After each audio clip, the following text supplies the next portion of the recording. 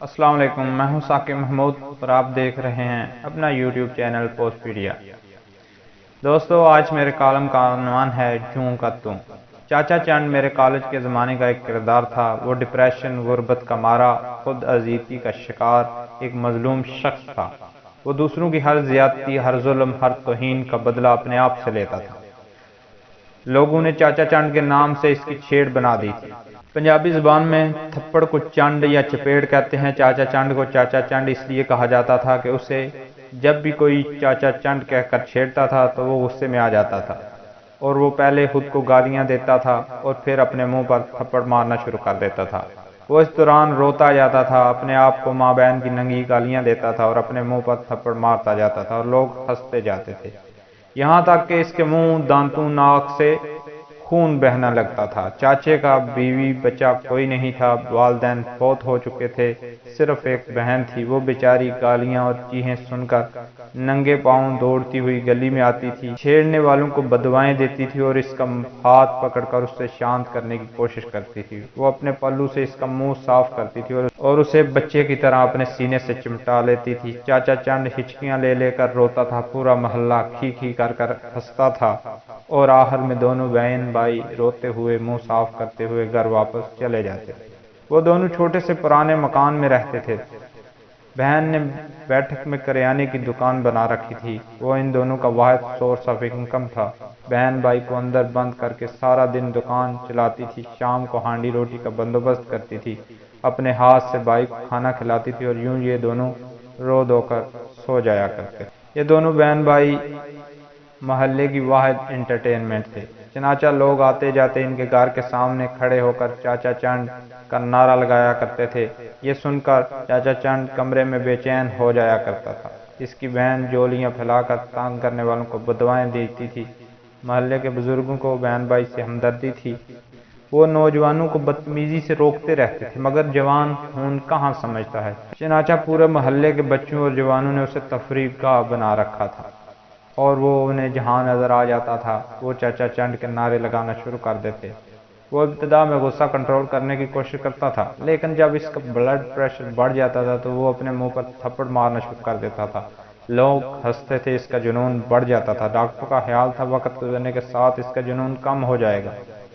یہ شاید بھی ہو جاتا، مگر لوگ یہ ہونے نہیں دے رہے تھے۔ وہ جتھوں کی شکل میں اس کے گھر کے سامنے آتے تھے، کورس میں چاچا چند کے نعرے لگاتے تھے، اور وہ کمرے میں بند بھی اپنے آپ کو تھپڑ مارنے لگتا تھا۔ اس کی بہن بیچاری دکان بند کر کر اندر جاتی تھی، اسے سینے سے لگاتی تھی اور دونوں پیروں روتے ہوئے۔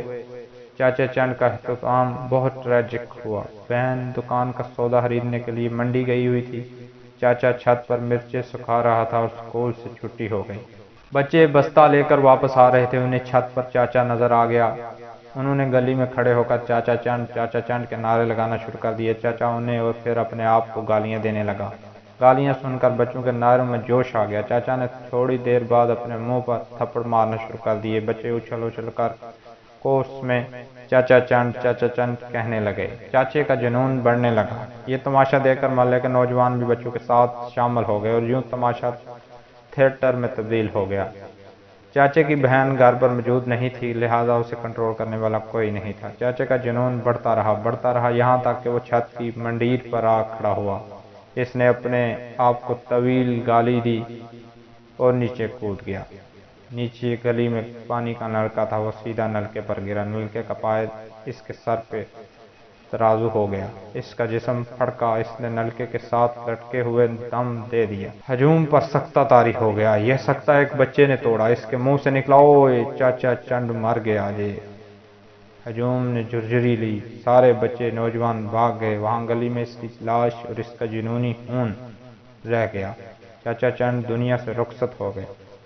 ہم سب انسان مختلف نفسیاتی عارضوں کا شکار ہوتے ہیں۔ ان میں سے سب سے خوفناک عارضہ خود ازیدگی ہے۔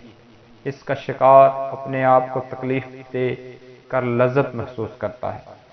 خود ازیدگی کے شکار لوگ اپنے جسم کو بلیڈ سے تھوڑا تھوڑا کاٹتے رہتے ہیں۔ یہ شیشے کے ٹکڑے نگل لیتے ہیں یا پھر لوہے کی گرم سلاخوں سے خود کو داغنا شروع کر دیتے ہیں۔ لوگ ٹرین کے نیچے بھی لیٹ جاتے ہیں اور یہ سانپ کے بل میں بھی ہاتھ ڈال دیتے ہیں۔ خود ازیدگی کے شکار لوگوں کی یہ حرکتیں مختلف ٹریگر کی محتاج ہوتی ہیں۔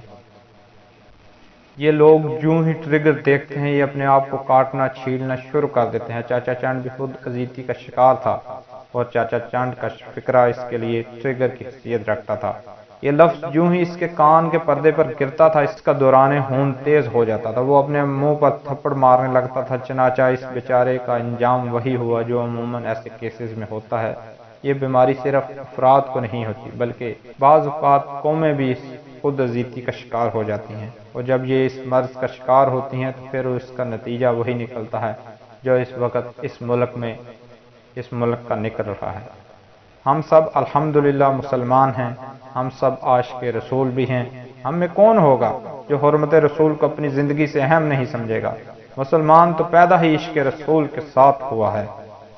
ہماری مائیں ہمیں پیدائش سے پہلے اللہ اور اس کے رسول سے متعارف کراتی ہیں۔ ہمارے کانوں میں ماں کی آواز سے پہلے اذان دی جاتی ہے، اس میں بھی اشہد لا الہ الا اللہ اشہد ان محمد رسول اللہ صلی اللہ علیہ وآلہ وسلم پر زور دیا جاتا ہے۔ ہم میں سے ہر پہلے شخص کے نام میں محمد اور دوسرے میں احمد آتا ہے۔ درود شریف 5 بڑی تسبیحات میں شامل ہے، لیکن اس کے باوجود ہمیں یہ ماننا ہوگا ہم خود اذیتی کا شکار ہیں۔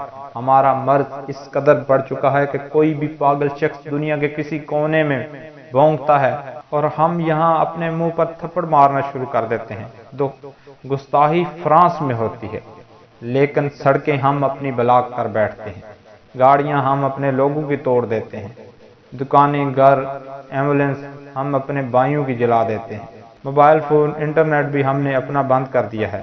کیا یہ عقل مندی ہے؟ کیا اس سے یہ مسئلہ حل ہو جائے گا؟ دنیا ہماری اس خامی سے واقف ہے، چنانچہ یہ جان بوجھ کر 1-2 سال بعد یہ ایشو چھیڑ دیتی ہے اور ہم ڈنڈے لے کر اپنے لوگوں پر پل پڑتے ہیں۔ ہم اپنی پولیس اور اپنی ایمبولینسوں کا حشر کر دیتے ہیں، ہم اپنی سڑکیں بند کر دیتے ہیں۔ آپ یقین کریں یہ گستاخی صرف اور صرف ہمیں ڈسٹرب کرنے کے لیے جان بوجھ کر کی جاتی ہے اور ہم ہر بار اس ٹریپ میں آ جاتے ہیں۔ دنیا میں 58 اسلامی ممالک ہیں، لیکن جب بھی گستاخی ہوتی ہے ان 58 ملکوں میں پاکستان واحد ملک ہے جس میں ہم لوگ خود اپنا نقصان کرتے ہیں۔ سوال یہ ہے کہ ہم اگر سب مر بھی جائیں، ہم اگر پورے ملک کو آگ بھی لگا دیں تو اس گستاخی کرنے والوں کا کیا بگاڑ لیں؟ یہ معلوم آرام سے اپنی زندگی انجوائے کرتے رہیں گے، لیکن ہم ایک دوسرے کے ہاتھوں مر جائیں گے۔ کیا ہم گستاخی رکوانا چاہتے ہیں یا پھر اپنے آپ کو اذیت دینا چاہتے ہیں؟ میرا خیال ہے ہم گستاخی رکوانا چاہتے ہیں۔ ہمیں اس کے لیے کیا طریقہ استعمال کرنا چاہیے؟ اس کا حل صرف اور صرف سوارتی دباؤ ہے، اور یہ دباؤ جب تک پوری اسلامی دنیا سے نہیں آئے گا یہ مسئلہ اس وقت تک حل نہیں ہو سکے گا۔ لہٰذا ہمیں چاہیے ہم اسکالر تیار کریں، انہیں انگریزی، فرینچ، جرمن، چینی زبان سکھائیں اور یہ اسکالر دنیا کو بتائیں ہم مسلمان رسول صلی اللہ علیہ وسلم کی حرمت پر کمپرومائز نہیں کرتے۔ دنیا اس سے سمجھے گی، ورنہ ہم اپنے آپ کو مارتے مارتے مر جائیں گے اور یہ مسئلہ جوں کا توں رہے گا۔